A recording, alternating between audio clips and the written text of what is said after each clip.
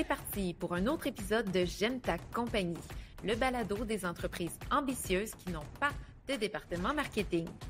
Depuis plusieurs années, notre équipe accompagne des entreprises dans le développement de plans marketing et dans la concrétisation de leurs ambitions. On va se dire les vraies affaires, la réalité n'est pas la même quand tu n'as pas un département marketing complet pour assurer le développement des affaires de l'entreprise. Notre promesse, c'est que chaque épisode regorge de trucs et d'outils pour que vous puissiez prendre de meilleures décisions d'affaires. Ici, on s'élève ensemble pour bâtir des entreprises qui nous ressemblent et qui créent de la valeur pour nos communautés. Pour attirer et fidéliser les bonnes clientèles et les plus grands talents, tout est marketing. Et comme nous connaissons la valeur de votre temps, place à l'épisode. On se lance dans un nouvel épisode de J'aime ta compagnie. LinkedIn, 3 solutions pour que votre page perso et entreprise travaillent ensemble. Bonjour Katrina Côté-Girard. Bonjour Marie-Michel. Écoutez, ça nous fait plaisir de vous accueillir ici. Pour ceux qui seraient nouveaux, on est 2 stratèges marketing à la firme marketing, puis on cherche vraiment à vous outiller dans votre réalité quotidienne pour des actions marketing qui sont accessibles. Et en discutant avec une cliente, on s'est rendu compte que ce n'était pas nécessairement évident pour nos clients de comprendre c'est quoi le lien sur LinkedIn là, entre la page les comptes personnels ou encore la page qui est entreprise plus officielle. Pour ceux qui osent publier personnellement et avec la page entreprise, ils voient bien qu'ils ont plus d'impressions avec les publications personnelles qu'entreprise. Donc, comment on fait pour que ça interagisse, que ça soit balancé, tout ça? Mais avant tout, Katrina, t'arrives comment aujourd'hui? Frigorifiée. On est dans un vortex polaire, faut le rappeler. On enregistre le 21 janvier au matin. Oui, il fait froid, mais en même temps, je suis pas de celles qui se cachent, de celles qui profitent de l'hiver puis du froid. Là, ce matin, j'ai dû prendre la voiture pour venir au travail, mais mon conjoint, lui, a bravé le froid à la marche, puis j'ai fait un petit bout de marche quand même, puis je trouve que ça fait du bien quand même, là, il faut être bien habillé, évidemment, il faut faire attention, il faut être prudent, mais je trouve que c'est important quand même de prendre l'air, puis encore plus quand il fait froid, là, l'air est tellement pur, tellement frais, là, que ça fait du bien, là. Donc, j'arrive, somme toute, énergisée, revigorée un peu par le froid, par ce premier enregistrement de balado pour nous deux ensemble en 2025. Mais moi aussi, j'arrive pleine d'énergie. Je l'ai partagé sur le compte Instagram de la firme hier, puis... D'ailleurs, je vous invite à aller nous suivre sur Instagram. Vous allez voir des clips, les dessous de la firme. On partage comment ça se passe à l'arrière-scène de l'entreprise. Mais en fin de semaine, moi, ça fait 3 ans que ma fille fait des cours privés en ski. Puis pour la première fois, en fait, la deuxième fois, mais la première fois, je ne croyais pas tellement le coach quand il me disait qu'elle descend seule. Mais elle descend seule et là, je l'ai vu de mes yeux vus. Et c'est cute parce que ça m'a appris toute qu'une leçon. Tu sais, mon fils, en 3 heures de cours privé, il a réussi à skier tout seul. Ma fille, ça a pris 3 ans. Elle y est arrivée, puis je me disais, faut tellement pas se fermer de porte. Faut tellement ne pas se comparer puis accepter que pour certains, ça va plus vite de se rendre au sommet de telle montagne. Pour d'autres, c'est plus long. Puis, dans nos vies, on a tous je vais le dire en anglais, on a tous des shortcuts, on a tous des chemins un peu plus ardus, mais il faut pas nécessairement lâcher puis se fermer de porte. En tout cas, moi, ça m'a challengée. Puis, je trouvais ça bien cute que ma grande fille m'apprenne cette belle leçon sur les pentes de ski. Alors aujourd'hui, Katrina, pourquoi c'est important d'écouter cet épisode dans lequel on va jaser justement de comment bien concilier nos pages LinkedIn perso et pro? Tu l'as nommé, là, pour certaines personnes, puis avec raison, là, c'est encore flou, là, l'utilisation de LinkedIn. Comment je fais pour bien l'utiliser perso versus entreprise ou organisation, là, tu sais, avoir une page entreprise qui regroupe peu importe le type d'organisation qu'on a, alors que LinkedIn, c'est un monde de possibilités, puis on l'a bien exploré là, dans un épisode précédent, là, donc j'invite les gens à aller réécouter l'épisode 56, qui était vraiment fait pour apprendre à aimer LinkedIn. Là, d'un point de vue plus personnel, là, aujourd'hui, on extrapole avec la page entreprise. On veut vraiment, là, je pense, avec ce 2e épisode, venir un peu boucler une certaine boucle, puis venir montrer l'ensemble des possibilités qu'il y a sur LinkedIn, puis surtout que c'est un petit peu moins le cas aujourd'hui, mais on voit encore des organisations qui vont se créer une page personnel pour leur organisation plutôt qu'une page entreprise. Tu sais, il y a encore beaucoup Ouais. de... il y a encore beaucoup de flou, encore beaucoup de gens qui sont mélangés, puis on comprend pourquoi, parce que c'est pas toujours clair, c'est pas un outil, tu sais, ça fonctionne pas tout à fait comme Facebook, LinkedIn, dans le sens, dans l'utilisation, dans les codes qu'il y a derrière, là, chaque plateforme a ses propres codes, puis LinkedIn a les siens. Donc, on vous invite vraiment à écouter cet épisode-là pour être capable de comprendre comment vos actions sur votre compte personnel vont pouvoir avoir un impact sur votre compte entreprise et vice-versa, là, parce qu'on peut vraiment créer une synergie entre les deux. J'aime ça quand tu parles du compte perso, du compte pro, mais aussi de LinkedIn par rapport aux autres plateformes, parce que la grande valeur ajoutée, je dirais, d'un compte personnel LinkedIn, on peut nommer les comptes personnels avec élégance sur le plan professionnel. Sur Facebook, je me verrais mal, disons qu'on donne une formation à la firme, je me verrais mal aller taguer les comptes personnels des participants. C'est leur vie personnelle Facebook.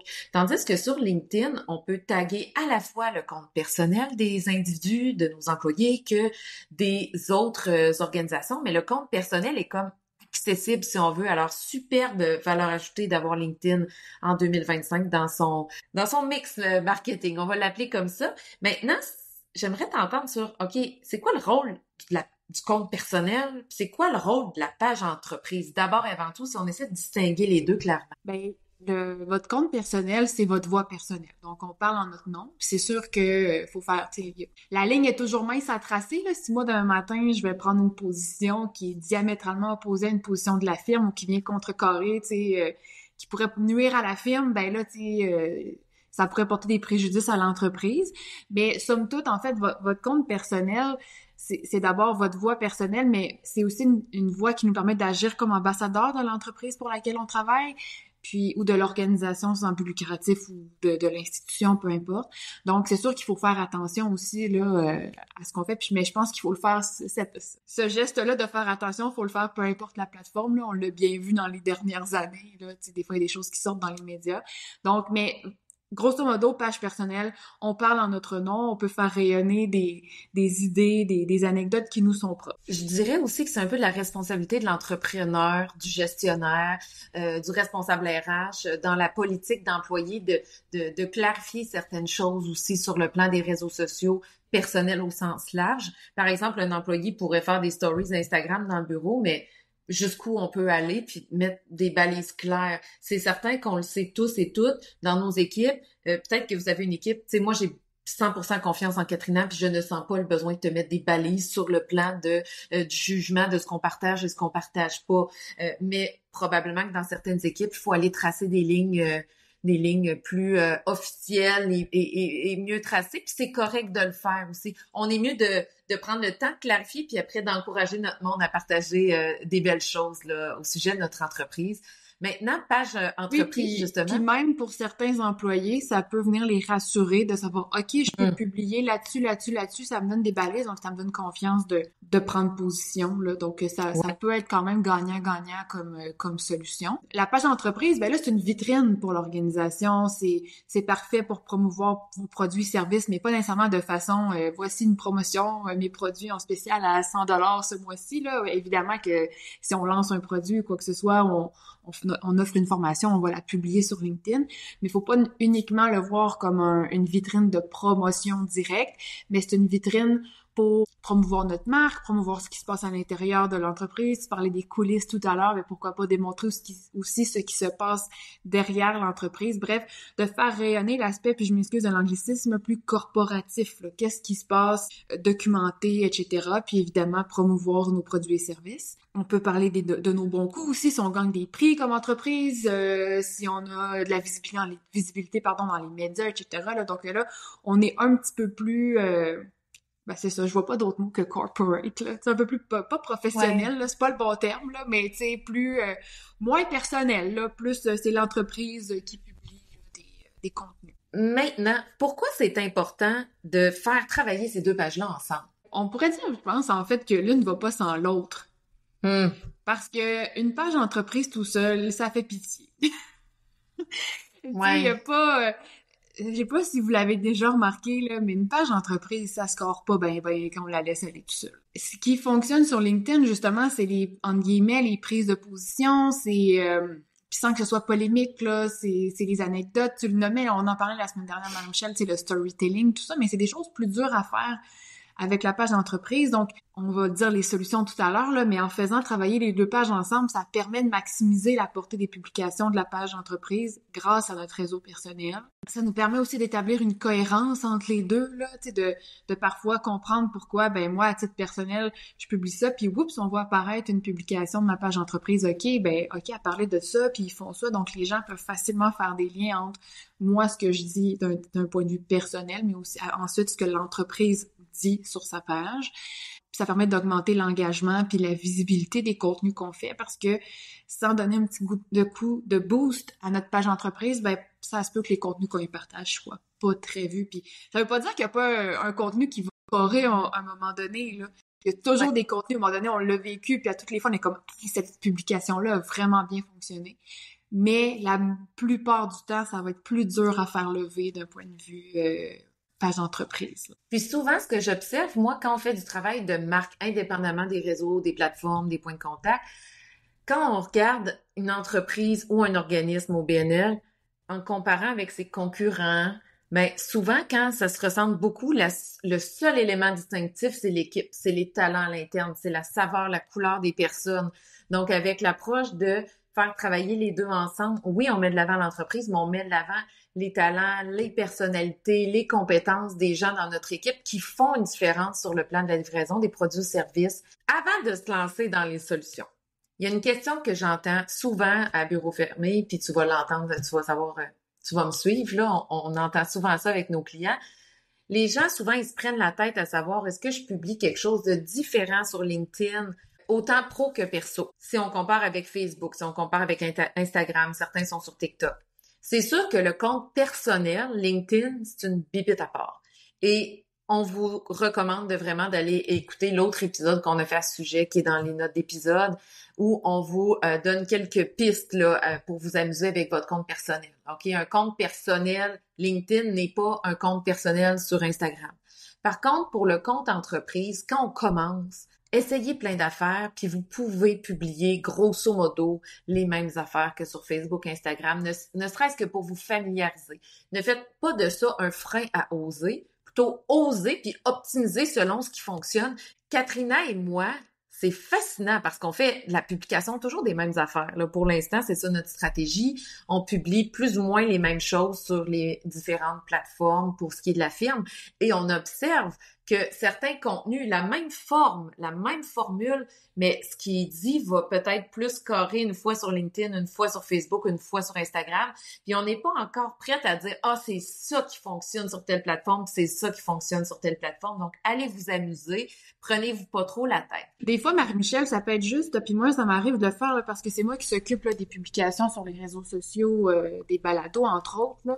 Puis des fois, ça va m'arriver de modifier certaines choses, mettons, entre Facebook puis LinkedIn, parce que LinkedIn, je vais l'orienter plus business. Puis aussi, ce qui peut faire une différence, puis on l'a vécu la semaine dernière, il y a un post sur LinkedIn qui a vraiment bien fonctionné, mais on avait identifié la personne qu'on a reçue dans le balado dedans, puis son réseau a réagi. Donc, ça montre encore plus l'importance d'identifier les personnes, puis je nous spoil un peu nos solutions, mais c'est là aussi ça va faire une différence où un contenu pourrait plus fonctionner sur LinkedIn que sur une autre plateforme. C'est une opportunité qu'on a sur LinkedIn, en fait, là, comme on en parlait plus tôt. Ouais. On va faire ce qu'on fait de mieux. On va vous donner des solutions concrètes, tangibles, accessibles à mettre en place. Alors, solution 1, Katrina, pour faire travailler notre compte perso et pro sur LinkedIn. Ben, commentez à titre personnel les publications de votre entreprise puis invitez votre équipe à le faire. Puis tu sais, dans l'épisode 56, on vous invitait à dire, OK, ben chaque semaine, je vais aller commenter des publications, mais ça peut être une belle façon de commencer en commentant vos propres publications, donc les publications, donc par exemple Marie-Michel qui commente les publications de la firme, parce qu'on a vraiment remarqué que quand on vient ajouter un like et encore plus un commentaire, ça vient augmenter la visibilité parce que automatiquement, les gens dans notre réseau voient qu'on a commenté. Donc, l'algorithme de LinkedIn est fait de sorte à ce que, même si moi, je n'ai pas aimé cette page-là, si quelqu'un dans mon réseau l'a commenté, il est possible que je vois la publication ressortir dans mon fil d'actualité. Et donc là, on vient stimuler l'engagement puis la visibilité de cette publication. Donc, d'aller commenter les publications de votre entreprise, là, c'est vraiment, vraiment une superbe opportunité à ne pas manquer. Puis ça vous permet aussi d'ajouter une touche plus personnelle à la publication d'affaires. Là, moi, quand je le fais, je n'y arrive pas toujours, mais quand j'y arrive, je le fais. Je vais essayer d'ajouter un complément d'information ou dire ça vaut la peine d'écouter tel épisode parce que telle idée est vraiment chouette. De donner, je veux pas dire une approche un peu clickbait, mais de profiter du commentaire pour donner le goût aux gens de lire au complet votre publication, de l'écouter ou d'aller faire l'étape d'après. Ça peut permettre aussi d'ajouter un aspect plus... il y a des choses qu'on se permettra pas nécessairement de dire dans une publication, dans une page d'entreprise, mais en commentaire comme à titre personnel que je pourrais aller nommer. Donc, ça vient ajouter une profondeur là, au contenu qu'on n'aurait pas pu mettre à titre entreprise. On complémente le contenu, on a toujours une valeur ajoutée, on fait pas les choses pour faire les choses. Maintenant, je vais me permettre de partager la solution 2. Profitez, puis d'ailleurs, cette solution-là, c'est une solution qui est sur notre to-do list de la firme, qui n'est pas parfaitement faite chez nous. Alors, on est exactement comme vous, puis on fait les priorités une à la fois. La solution 2, c'est de mettre de l'avant le positionnement de l'entreprise, autant sur votre profil personnel que de marque. Donc, souvent, ce qu'on va voir, c'est que le profil de l'entreprise, il est mieux identifié, le logo, le nom de l'entreprise, mais les profils personnels, on les laisse un peu aller. On a moins travaillé peut-être les mots-clés dans le descriptif, le rôle qu'on occupe dans l'entreprise, mais aussi le positionnement, l'unicité de l'entreprise, puis tout ce qui est photo en tête, on peut s'amuser avec ça, rappeler des référents de marque. Par exemple, Katrina et moi, on peut profiter de notre photo de profil pour mettre de l'avant notre photo professionnelle prise dans les bureaux de la firme, qui rappelle l'univers firme qu'on retrouve sur les pages affaires, qu'on retrouve sur le site web. Même chose en en-tête, on peut mettre la devanture du bureau, on peut mettre la salle de réunion en en-tête, on peut mettre un tagline de l'entreprise pour vraiment identifier le compte personnel à l'entreprise. Solution numéro 3, Katrina. Oui, donc la solution numéro 3, tantôt je l'ai un peu divulgachée, mais c'est d'identifier les personnes concernées dans les publications de l'entreprise. Donc, par exemple, nous, on reçoit quelqu'un sur le balado, ben c'est sûr que je vais l'identifier. Souvent, on va annoncer les mandats qu'on reçoit à la firme ou on va mettre des exemples d'avis clients qu'on reçoit. Ben si la personne est sur LinkedIn, c'est le propriétaire de l'entreprise ou le directeur de l'organisme, on va la plupart du temps les identifier parce que ça aide à faire rayonner la publication. Puis ça inclut aussi les membres de votre équipe. Donc, tu sais, s'il y a des gens qui ont, par exemple, vous voulez souligner que quelqu'un a pris la parole dans un événement pour votre entreprise, ben identifier cette personne-là. De un, par rapport à l'équipe, c'est une belle marque de reconnaissance. Puis de deux, ben ça aide d'un point de vue plus intéressé, disons. Ça permet de faire rayonner la publication plus largement. Donc, c'est vraiment pas à sous-estimer. J'aime beaucoup quand tu parles de reconnaissance d'employés aussi, puis de saluer le travail de certains employés publiquement sur LinkedIn. On le sait que c'est peut-être pas toutes les organisations dont l'ensemble des employés est sur LinkedIn. Il y a certains, souvent LinkedIn, c'est plus des gens qui œuvrent dans le domaine plus professionnel, là.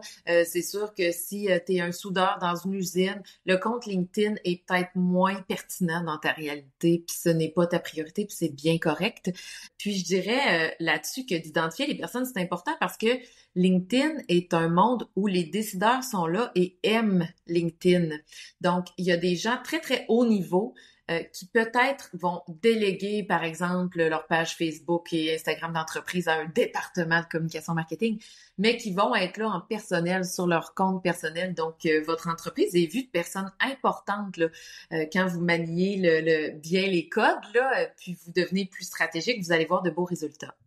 J'ajouterai un bonus, Katrina, à tout ce qu'on a, à nos 3 solutions. Vas-y. Il y a une fonctionnalité vraiment pertinente sur la page Affaires. Donc, moi, je dois vous nommer que, mettons que je parle de ma stratégie personnelle, Marie-Michel, propriétaire d'entreprise, souvent à chaque semaine, je vais essayer le plus possible d'aller ajouter des gens que je ne connais pas nécessairement dans mon compte personnel. Donc, je vais faire une petite recherche, là. Puis d'ailleurs, si vous avez besoin de formation, faites-nous signe, là. C'est très accessible, l'outil de recherche de LinkedIn. Donc, je fais une recherche, j'identifie des clients potentiels idéaux et je les ajoute. Par la suite, à chaque semaine, je vais vers l'onglet, pour le moment en janvier 2025, l'onglet sur la page Affaires s'appelle Invité à suivre. C'est sur la gauche. Par contre, si vous écoutez cet épisode en 2026, peut-être que ça a changé, mais la fonctionnalité devrait toujours exister.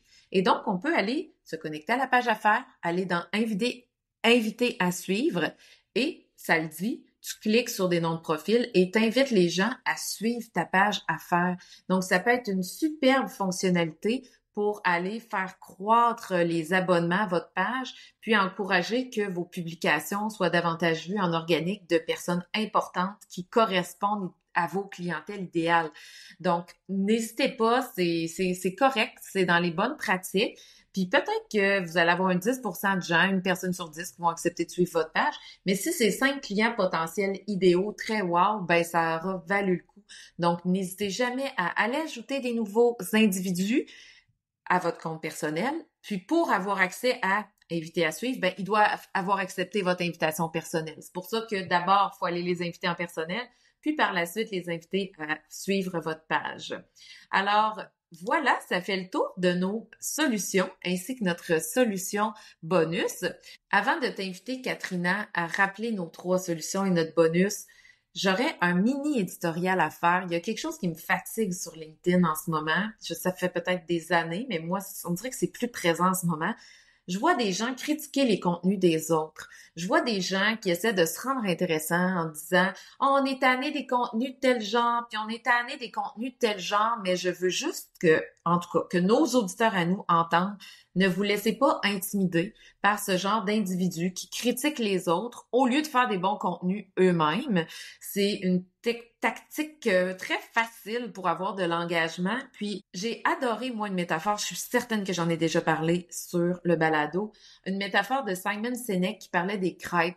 Quand on fait des crêpes un samedi matin, la première est toujours moche, la deuxième est moins pire, la troisième est pas pire, puis à partir de la quatrième, là sont wow les crêpes, ok? Donc les dernières sur le dessus de la pile sont mieux que les premières. Puis ça va de soi. Quand on commence sur LinkedIn, vos premiers posts ne seront pas des essais qui vont gagner des prix littéraires et c'est très correct. Osez débuter quelque part, osez être moyen. Pour certains, peut-être que ça va être médiocre au début, puis on s'en fout. Faut oser, puis c'est en le faisant qu'on s'améliore, puis en le faisant, vous allez voir qu'est-ce qui colle pas, où est-ce que vous avez des résultats. Donc, ne laissez pas les gens juger les autres sur LinkedIn, vous empêcher de prendre la place, prendre la parole, puis d'essayer de vous amuser avec ces codes-là. Je ferme la parenthèse. Katrina, nos 3 solutions et le bonus pour faire concilier, faire travailler ensemble notre page LinkedIn Pro et notre page LinkedIn Perso. Allez commenter les publications de votre entreprise, de votre page entreprise ou organisation et invitez votre équipe à le faire aussi. Ensuite, mettez de l'avant le positionnement de votre organisation sur votre page personnelle et aussi sur les pages de vos collègues. Donc, on parle du bandeau, là, en haut de la photo de profil, là, il y a un petit bandeau qu'on peut modifier. Donc, ou encore même sa photo de profil peut faire rayonner le positionnement. Puis évidemment aussi dans le texte de présentation, il y a moyen de faire rayonner le positionnement de son entreprise à travers son propre positionnement personnel. Ensuite, identifier les personnes concernées et les membres de votre équipe dans les publications de l'entreprise lorsque c'est pertinent. Et finalement, invitez vos abonnés ou vos relations sur LinkedIn à s'abonner à votre page LinkedIn pour faire grandir son audience. Excellent récapitulatif. J'ai hâte de voir nos abonnés, nos clients prendre plus de place sur cette belle plateforme et en tirer les résultats aussi. Est-ce que tu as aimé ma compagnie, Katrina, en ce froid sibérien? Oui, et ça augure bien pour 2025. C'est parti. Alors, merci. Puis on se dit à la semaine prochaine. À bientôt!